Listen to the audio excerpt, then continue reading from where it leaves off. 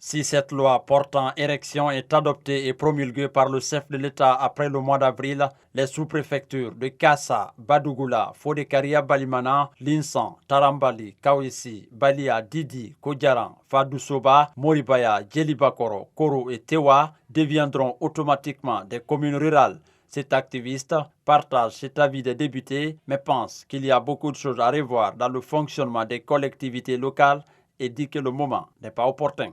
Comme vous l'avez dit, nous avons suivi, n'est-ce pas, la proposition de l'Assemblée par rapport à la mise en place, disons, des CI, communes urbaines, en érigeant 16 sous-préfectures en communes urbaines.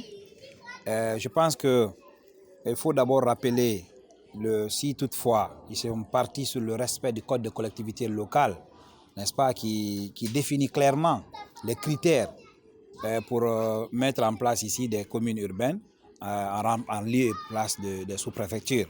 Et cela d'abord part de quoi le code dit pour qu'il y ait une commune urbaine, il faudrait regarder d'abord le nombre d'habitations. Le nombre d'habitations, c'est-à-dire la population qui compose la zone, ça varie à mon avis de 11 000 à 30 000 personnes.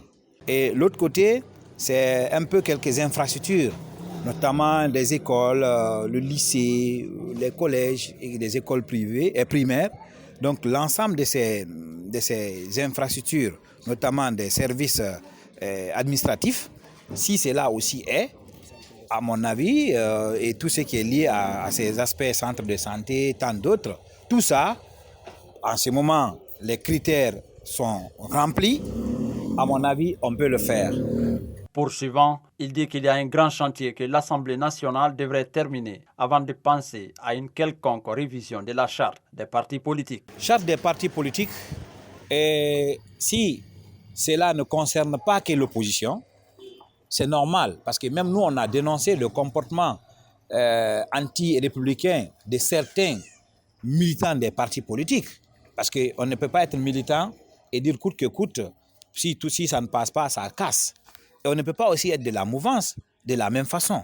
Alors, si cela concerne l'ensemble des partis politiques et que ces chartes-là doivent régir un certain nombre de normes de fonctionnement, n'est-ce pas, de ces partis dans l'intérêt général de la nation et dans l'intérêt général des citoyens guinéens, je pense que c'est une bonne chose. Mais il faudrait qu'on voie la charte et que la charte soit partagée avec la société civile, qu'on fasse des ateliers, qu'on amende. Parce que nous aussi, on est la sphère intermédiaire entre l'État et le bas peuple.